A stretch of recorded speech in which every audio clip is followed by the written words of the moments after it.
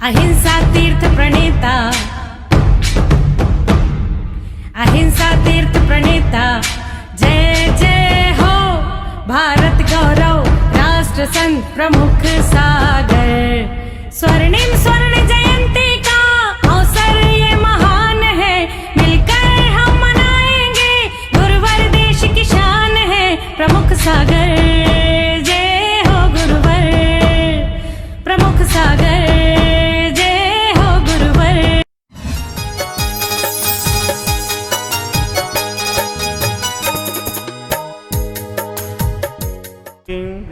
भगवान महावीर स्वामी की, पार्श्वनाथ भगवान की, बाहुबली गोमटेश्वर भगवान की, वात्सल दिवाकर आचार्य भगवान गुरुदेव पुष्पदंत सागर जी महाराज की, विश्व धर्म की, अहिंसा में परमो धर्म की। जो लोग परम पूज्य राष्ट्रीय संत 108 प्रमुख सागर जी महाराज की जय, समस्त आचार्य संघ की जय।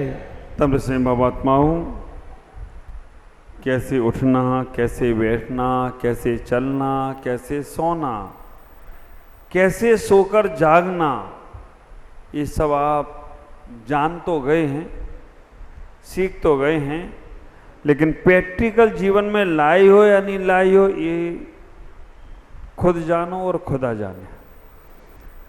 मेरा तो काम सूर्य के समान है, सूर्य आता है, प्रकाश देता है, जो लेना चाहे वो ले ले, नहीं तो सूर्य अपने हिसाब से चला जाता है। लेकिन फिर भी मैं आपके द्वार पर दस्तक देता रहूंगा, आज नहीं तो कल आपके जीवन में जरूर आएगा। हमें कैसे चलना है? 4 हाथ जमीन देखकर चलना है। अगर जमीन देखकर चल रहे हो, कोई जीव नहीं मरेगा, आप विचार करके रखना तो बहुत ही अच्छी बात है। और मर भी गया तो पाप नहीं लगेगा, केवल तुम्हें देखकर चलो जमीन को। बैठते समय इतना बस मन में ख्याल आ जाए कि नीचे हमारे कोई जीव मरण को प्राप्त ना हो जाओ। आप विचार करना, हाथी होता है ना, हाथी चलता है ना, नीचे देखता है, हाथी के पैर के नीचे आकर जीव नहीं मर सकता। जिनागम की कहानी है, जंगल में आग लगी और एक खरगोश हाथी के पैर के नीचे आ गया। हाथी ने पैर उठाया, 3 दिन तक वो पैर ऐसे ही रहा नीचे, खरगोश वो छत्र छाया में जीवित रहा। हाथी जल गया, पूरे जंगल में आग लगी थी, लेकिन हाथी ने पैर नीचे नहीं रखा। और आप विचार करके रखना, 3 दिन का वो मरण, समाधि मरण हो गया उस हाथी का, और मर के देव बना हो तो कोई आश्चर्य की बात नहीं होगी। विचार करना, वो भी जीव रक्षा का विचार है। इसीलिए कहा चलो तो ऐसे चलो जैसे हाथी चलता है, बैठे तो ऐसे बैठो जैसे कांच पर बैठ रही हो, खड़े हो तो ऐसे हो जैसे सर पे छत आ रही हो, बोलो तो ऐसे बोलो जैसे मिश्री घोल रही हो, देखो तो ऐसे देखो जैसे कोई अपने चाहने वाले को देखता है, और जियो तो ऐसे जियो जैसे बालक जीते हैं, और मरो तो ऐसे मरो जैसे संत मर जाया करते हैं, दोबारा लेट कर जवन में आते नहीं। चलना है तो हाथी के समान चलो, गजबत चलो। हाथी चले बाजार, कुत्ता भौंके, ऐसा नहीं करना, वो भी कोई तिरंच गति के हैं। लेकिन इतना ही विचार करना, हम जमीन देखकर चलने का प्रयास करें, हम बैठें तो नीचे देखकर बैठने का प्रयास करें, कुछ भी नहीं है तो रुमाल से झाड़ने का प्रयास करें। अभी हमें ऐसा कोई मिला नहीं है, अभी दीमापुर में सुनने वाले तो 100 मिले हैं, करने वाला एक भी नहीं मिला है। और वो करने वाला इसलिए नहीं करता कि हम करेंगे तो पड़ोसी हंसेगा, और हंसेगा तो हम नहीं करेंगे। नहीं करो, उसको देखो। आप विचार करके रखना, डर तुम्हें क्या है कि हम अगर करने लगे तो पड़ोसी हंसेगा, और हंसने में हम क्या इंसल्ट हो जाएगी। विचार करो, कुछ भी लगेगा। हाथ से करके बैठ जाओ ऐसे, ये एक ऐसा शिविर है जो आपके लिए प्रैक्टिकल, उठना बैठना चलना बोलना। मैं आपका धर्म ध्यान मंदिर से निकालकर आपके घरों में, आपके व्यापारों में, आपके बिजनेसों में, आपके जीवन में उतारना चाहता हूँ। मंदिर का धर्म मंदिर तक ही सीमित रहेगा तो कभी कल्याण होने वाला नहीं है। मंदिर में आए हो, भगवान का कल्याण हो गया। और भगवान को तुम क्या बोलते हैं? अर्घम निर्पामति स्वाहा। किसके लिए? भगवान के लिए। भगवान का तो अर्घम निर्पामति हो गया, अब तुम्हें करना है। तो हमारा ये गृहस्थ गीता का जो धर्म है वो आपके घरों में होना चाहिए, आपके जीवन में होना चाहिए।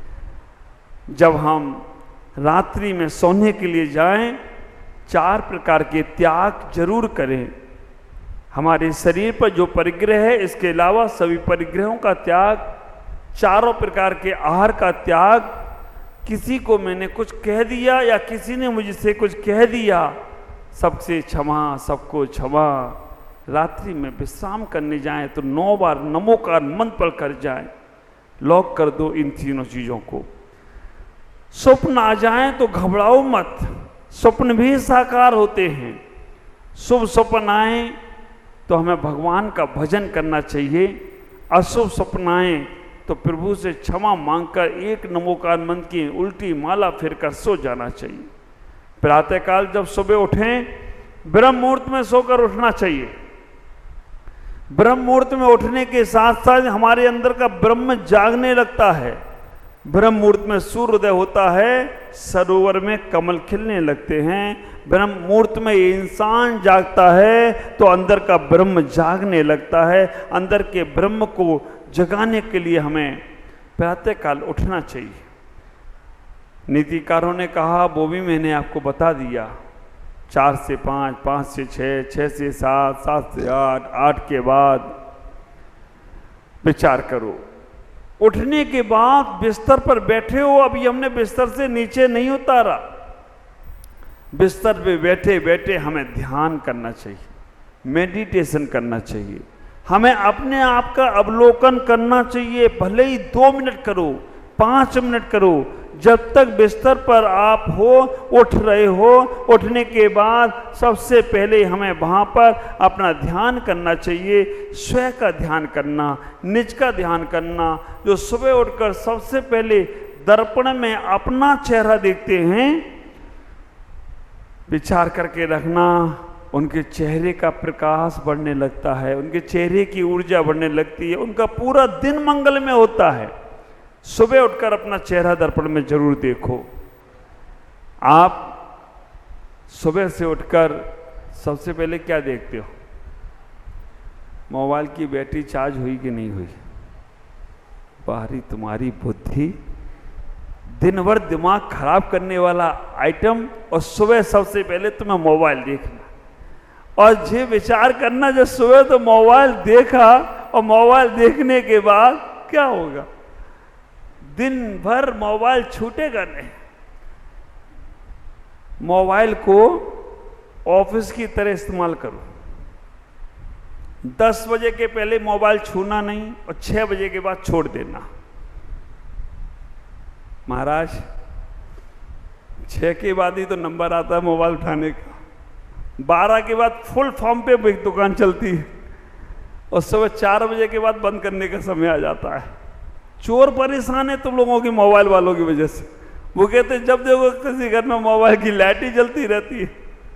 ख्याल करना, हम ये अपने जीवन को इस्तेमाल करें, व्यवस्थित करें, क्योंकि ये बार बार मनुष्य पर्याय मिलेगी नहीं। सुबह से उठकर अपने आप को, जैसे तुम्हारा मोबाइल चार्ज हो रहा है, एक बार लगा दिया तुमने, रात भर में चार्ज हो जाता है, सुबह दिन भर 24 घंटे चलता है। तो अपने इस शरीर रूपी मोबाइल को 5 मिनट भगवान के चार्जर से जोड़ दो। सुबह बैठ जाओ, भगवान के चार्जर से जोड़ दो। 5 मिनट भी जोड़ दिया, 24 घंटे तरोताजा हो जाओ तो कोई आश्चर्य की बात नहीं है। 24 घंटे की एनर्जी मिलेगी। सुबह उठकर आंख बंद करके बैठो।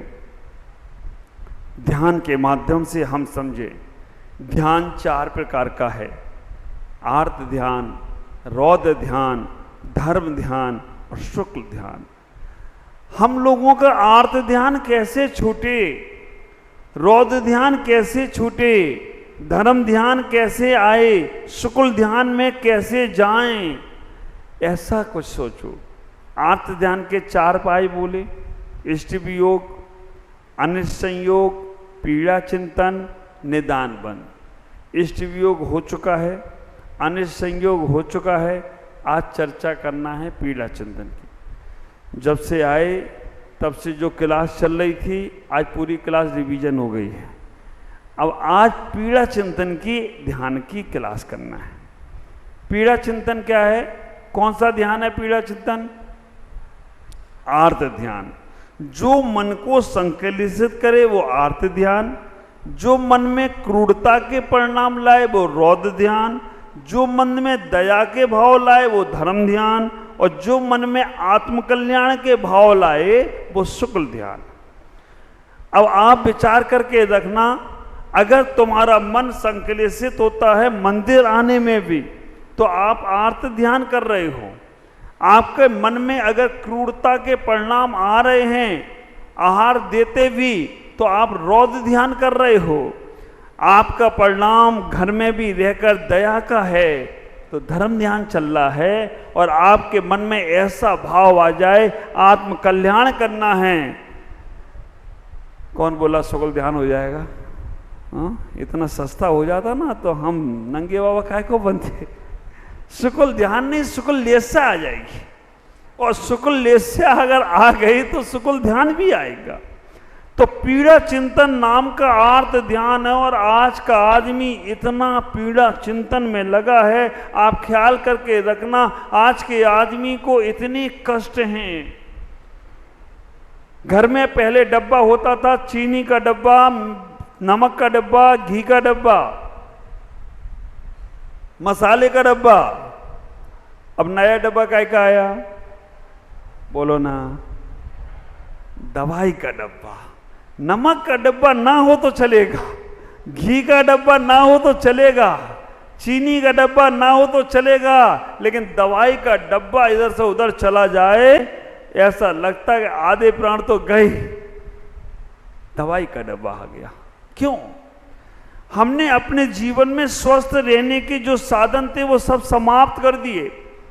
पहले का आदमी, आप विचार करके रखना, पहले इतने हॉस्पिटल नहीं थे जितने हॉस्पिटल अब ज्यादा बन गए।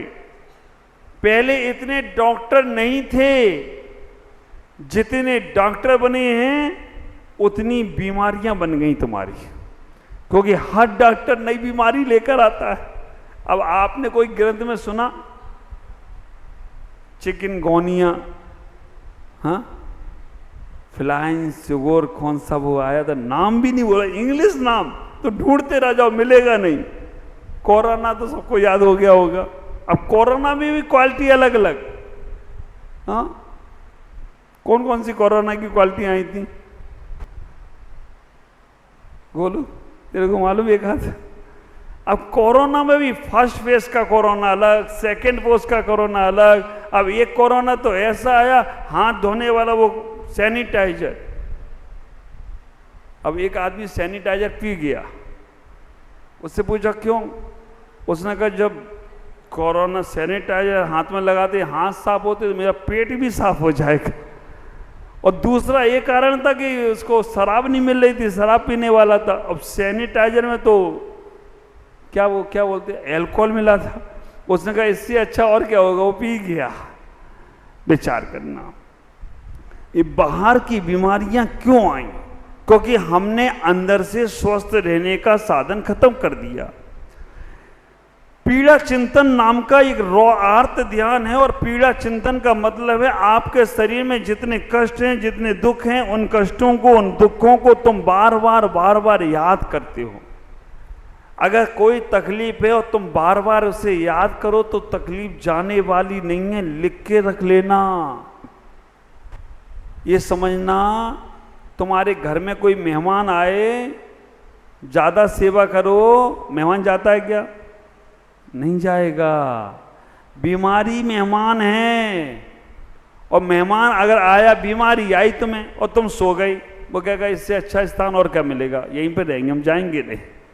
बीमारी में ज्यादा काम करो, बीमारी हो जाओ तो ज्यादा मेहनत करो। और वो ज्यादा मेहनत कौन सी करना है? सामान उठाने धरने की मत करो।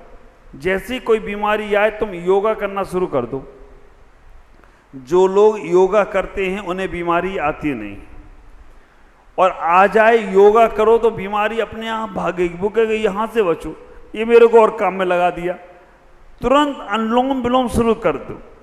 आप विचार करो, ये विषय आगे आएगा, लेकिन फिर भी अभी बता रहा हूं, स्वस्थ रहने के लिए जो लोग योग और प्राणायाम की धारा से जोड़ लेते अपने आप को, वो व्यक्ति हमेशा स्वस्थ रहते हैं, हमेशा मस्त रहते हैं।